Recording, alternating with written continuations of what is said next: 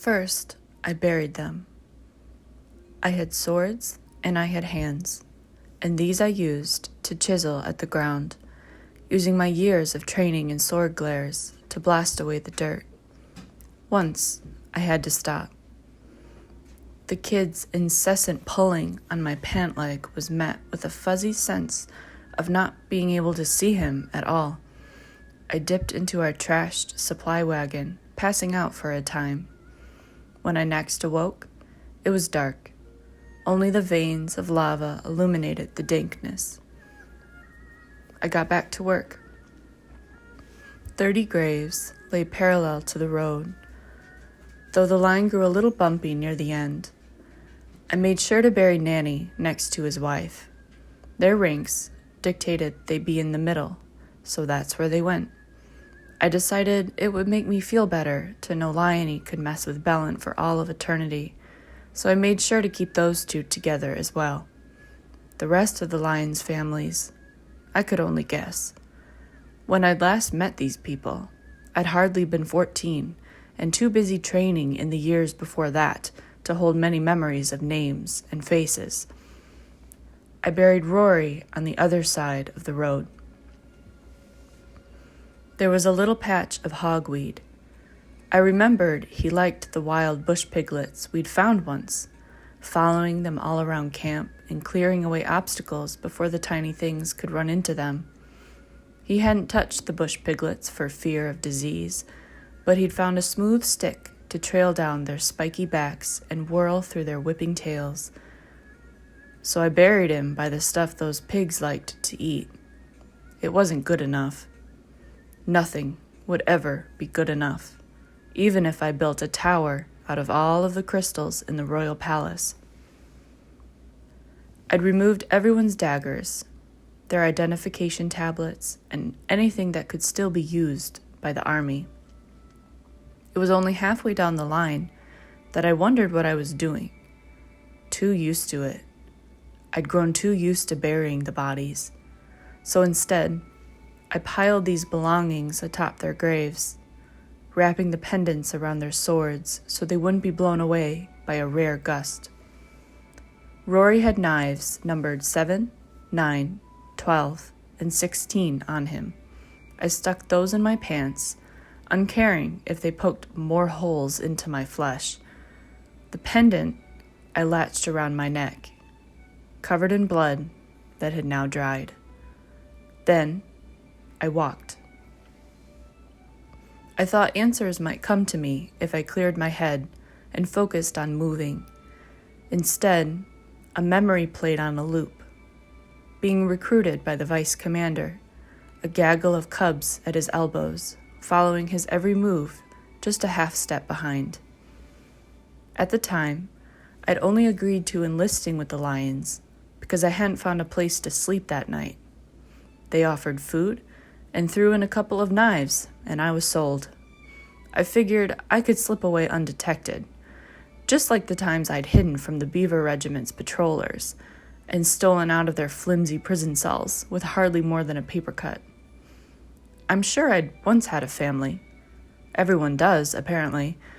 But if someone said to me that I had just materialized one day on the street, I would believe that more. I couldn't understand what Nanny saw in me. I thought surely they had enough meat shields in the military. Who could I even protect when I was so small? Usually, when the regiments came for us street rats, they were the few kids who had grown tall like reeds, but still had the presence of a frightened child. Not the gang leaders, not the fighters. If anything, I'd been insulted to be lumped in with those idiots. I'd followed the Lions, thinking they were the same as all the other regiments who used poor people to sacrifice at the first sign of danger. I was going to teach them a lesson, drain their supplies so dry they'd think twice before looking down on a rat. And if the pretty boy pretending he wasn't laughing at everything I said was going to be there too, then that was just a bonus. It was mostly for revenge, definitely. Do you have a name? Someone without sense had given the crystal pen to Liony. At the time, I had no idea street rats could actually be used as real soldiers. I'd thought he was a rich man's bastard son who'd grown up in a shed on the edge of his fancy mansion estate and had never been taught manners. S. Bellant, who had been much more haughty and was still pretending to be a girl, had peered over Lionel's shoulder, appraising me like a suspicious bug on their dinner plate. "You know your letters?" "I know that one," I'd shrugged. "S for street rat. I've seen that enough times on all the Beavers' fancy posters." Behind Nanny, the pretty boy hid a smile, turning even more out of sight, but I could still see the tips of his ears turn red. I'd never seen that before. I'd also never seen ears that pointed up slightly at the top. Liony had just learned his letters too, so it took him forever to write my name down. Once he was done, Bellant looked over his handiwork, scoffing. "You dunce! You don't spell out letters with more letters. It's S, not S." "Oh." Liony used Nanny's pen to scratch at the back of his neck. Bellant sighed in utter disgust, a great roll of their shoulders that would look more natural on one of the old people living in the alleys than this rich kid with shiny hair. "Whatever. We'll change it once we get the official paperwork." "Who are you guys again?" I asked. For some reason, my eyes never left the pretty one standing quietly behind the vice commander. The boy met my eyes, but it had been Nanny who'd answered. "We're the Lion Regiment, S," he'd said. A small smile made his face look rounder. For such a big man, his face wasn't nearly as intimidating as the rat ones I was used to. Those faces were narrow, desperate almost, and none of them had calm eyes. I'm sure I looked the same. "We're honored to have you join us." I remembered scowling at the warmth in the man's tone, but after thinking about it for a while, I decided it was better to just pretend I was some simpering dunce. They'd let their guard down faster, which would make it that much easier to take everything they had when I left. I turned back to Liony. "Change it to L." "L?" Bellant repeated. L for lion," a sweet voice said, and when I looked back, the pretty one had moved a step out of Nanny's shadow. Our eyes met, but I could only nod in agreement. "L for lion, huh?" Bellant tapped a manicured nail to their mouth in deep thought. "That's somewhat better than Liony, I guess. All these uncreative names, Hey, what are you doing?" Bellant groaned. "It's L, not L. Stop spelling everything out." And that was how I'd ended up with my name and gotten suckered into joining a group that actually wasn't a bunch of overpaid bums. They taught me letters, numbers, and trained the hell out of my skinny frame. After years of eating just enough to scrape by, enough damage had been done to my body that I apparently would never grow to be as tall as Bellant or the boss. But I filled out. Where I couldn't make up for with height, I packed on muscles on top of muscles. I could never run away. Either boss would catch me, one time literally by my ankle as I jumped a fence, or Nanny would convince me not to before I'd even tried. I wasn't whipped, I wasn't beaten, outside of the training ring. Boss was stern but fair, and Nanny was a giant who could be the gentlest person in the world. Up until he stepped onto a battlefield when the lion was released. I'd wanted for nothing. I'd had a bed, 3 meals a day, people to talk to without them trying to stab me in the back. Most of all, I'd had Rory.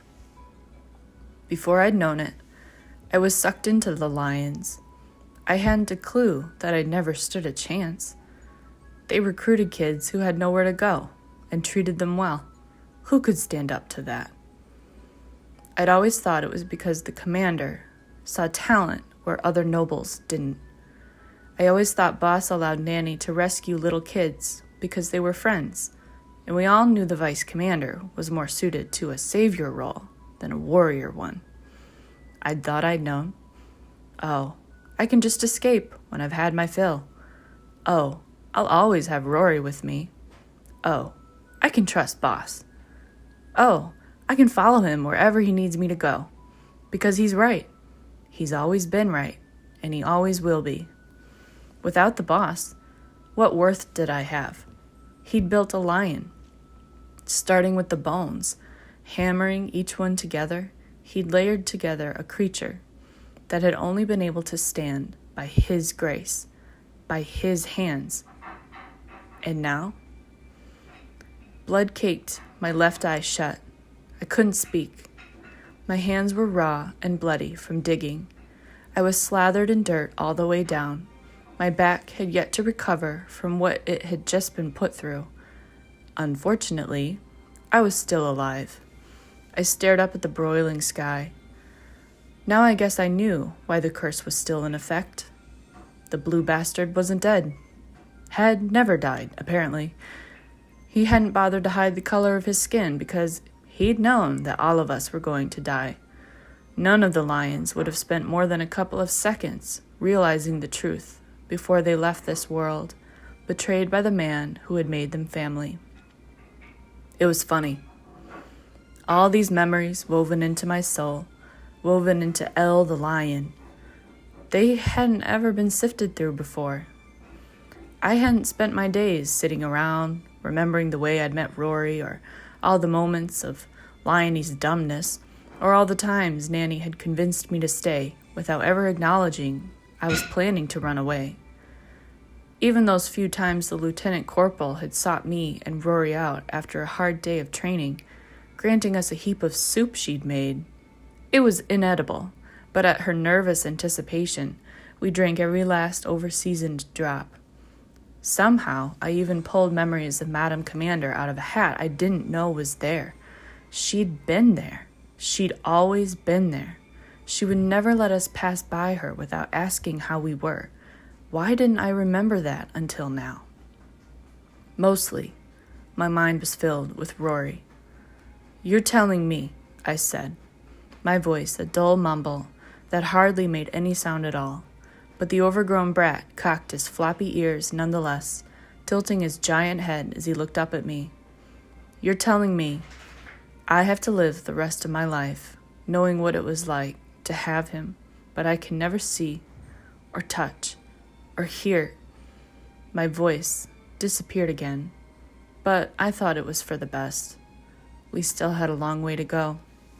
How was it that I had all these memories, but I never sat around thinking about them? The good ones, the strange ones, the awful ones, the everyday ones. The answer was simple.